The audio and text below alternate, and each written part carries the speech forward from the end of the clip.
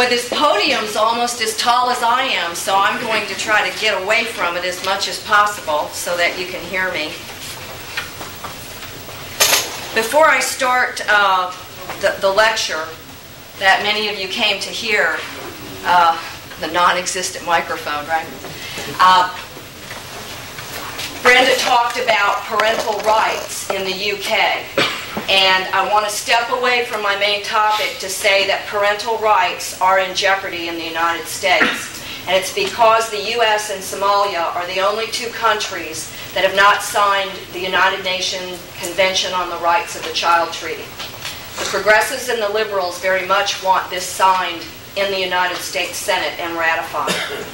Toward that end, 44 states are preparing resolutions to send to Washington to support the creation and passage of a parental rights amendment in the House and the United States Senate to counteract the ratification of this treaty.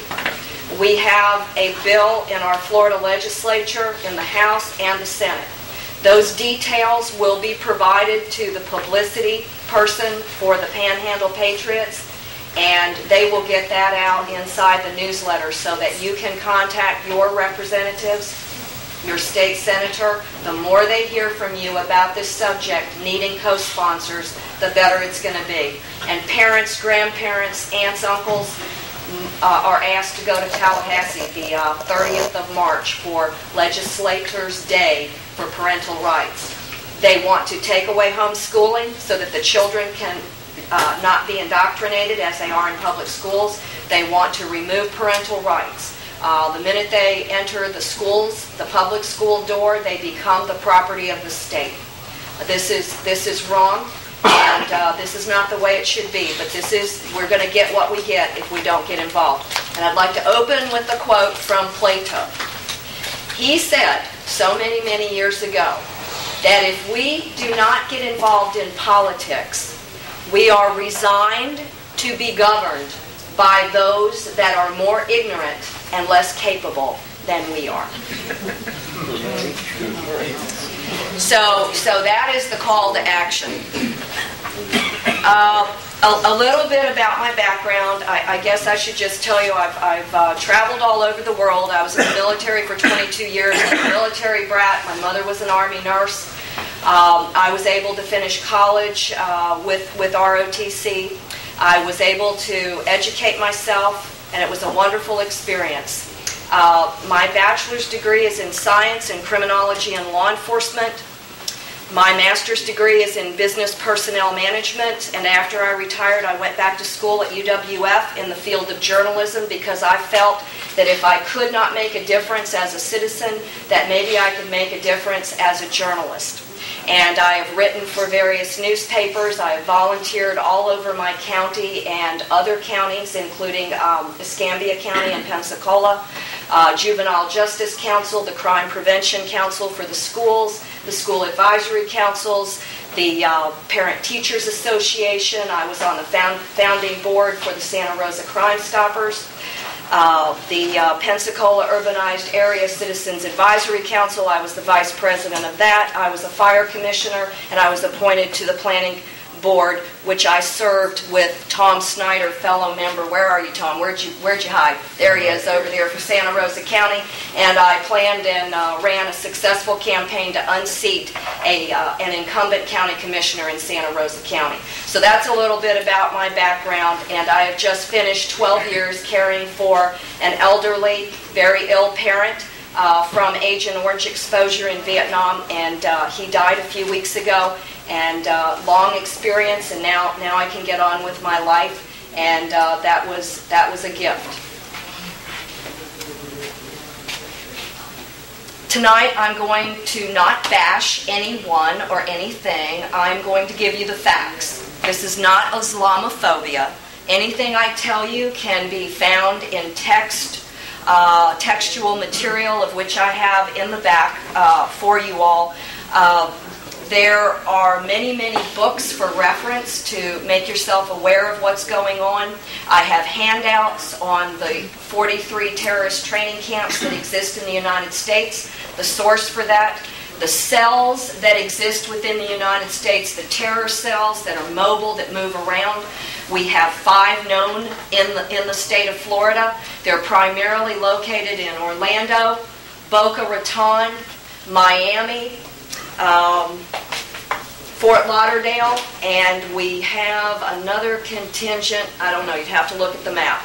But within the state of Florida, we have 5 within short driving distance of Northwest Florida, 5 terror training camps where they are training to kill us. There is a website at the bottom of the handout if you would like to take that so that you can look that up and find out more about it. They're training in tactics, rappelling, scaling tall buildings, explosives, high-powered weapons, carjackings, hijackings. They are now teaching women in a very large camp in New York called Islamberg how to slice your throat. They are now teaching their women these tactics. Now, why this is allowed to go on, you must ask yourself the same question I've been asking myself. And more people than me need to be asking our U.S. congressmen and our U.S. senators why this is allowed to go on, why there's not a congressional investigation as to the existence of these camps. When you overlay the terror cells on the second map over the map of the terror training camps, you have a blanket coverage of the United States. That's very, very, very troubling. Now, we do have one U.S. congressman that's rising to the occasion, newly elected from Florida, retired Army Lieutenant Colonel Alan West. And I would probably follow that guy off the edge of a cliff because he is so bright, articulate, and smart. And he is going to be calling in to a radio station tomorrow to 94.5 FM at about 8:15 in the morning. Now, that's not available on your computers, but if you can tune into your radio station, you might like to hear what he has to say. One of the hosts for that radio program is in the room tonight. Would you give us a little wave back there, Andy? All right, Andy in the back room. So they frequently talk about this topic in the mornings. And we're going to get into some details that aren't pretty, but these are the facts. So if I cover something that you don't believe or that happens to disrupt your stomach, just understand that this is not necessarily a palatable topic. How many of you can tell me how many Muslims are in the world right now? Does anybody have an accurate figure? Was it Mario? 1.2 or 1.3 billion. 1.6 billion. How many people in the world right now? 6 billion. 6 plus. 6 billion. So the statistics right now are that there are approximately, the way they figured out the numbers, approximately 1 out of every 4 to 5 individuals is Muslim. Right now, there are 3.1 million Muslims in the United States, and they project that to double in the next 20 years because they are procreating at the rate of 7.8 children per family. Today is a significant day in Muslim history. Can anyone tell us why? And the march on Washington today was planned in light of this historic day. March 3rd of 1924, the Europeans, along with the UK, kicked the caliphate out of Turkey and essentially dispelled the Muslim faction there. And they're very, very, very angry about it. So angry, in fact, that they've created a website, which I found last night, called Sharia, SHARIAH, the number 4.com, SHARIAH, the number 4.com. And They say when they talk about what happened March the 3rd, they say, let us move with urgency to reestablish that state like the one prophet saw in Medina. This state will, inshallah, which means in God willing, implement Islam completely and carry it to the whole world. Now, about the demonstration today where the British Imam Anjem Choudhury came, did anybody see his interview on Fox News? Okay. He's very, very well spoken with a British accent, very quick, had to get his, agenda and his message out. But what it says, here is their call to action for the support, their march for Sharia law today. Here is the call to action. We hereby call upon the Muslims in the U.S. outside the White House to let the tyrant Barack Obama and the American people know that a new constitution beckons the U.S. called the Sharia, and that this worldwide revolution will see it implemented, inshallah, God willing, very, very soon. So I went to another tab in the website. I was pretty astounded at what I saw. Has anybody seen the Statue of Liberty and what they've done to it within the last 2 days with the burqa on her?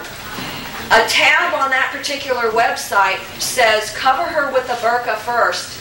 And the title of the article says the demolition of the Statue of Liberty. That it is a pagan god, that we are idolizing pagan gods in direct opposition to Sharia law, and that they intend to blow it up and replace it. Did anybody know that? Yes. They intend to blow it up and replace it with a minaret. Okay, a minaret. And on that site you can also see their version of the White House with the minarets, replacing some of the physical architectural structure.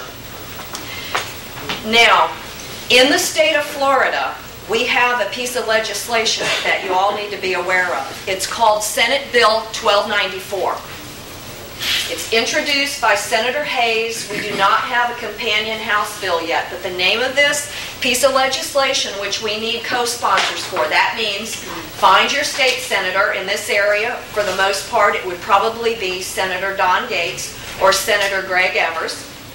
And if you know any of the other Florida state senators, call them too. If you have relatives in different areas of Florida, call them and relay this information. Application of foreign law. Basically what this will do, it will prevent any foreign law from being accepted or implemented in the state of Florida. That would include international law, international customary law, any other foreign law, whether it be Holland law, Netherlands law, whatever, and Sharia law. But because you cannot specifically identify Sharia, because they do not define it as a theocracy. They define it as their religion. If you use that label, they say that people are discriminating against their religious freedom. So you can never identify that. So you just call it foreign law, and then it's all-encompassing. So again, that's Senate Bill 1294, application of foreign law.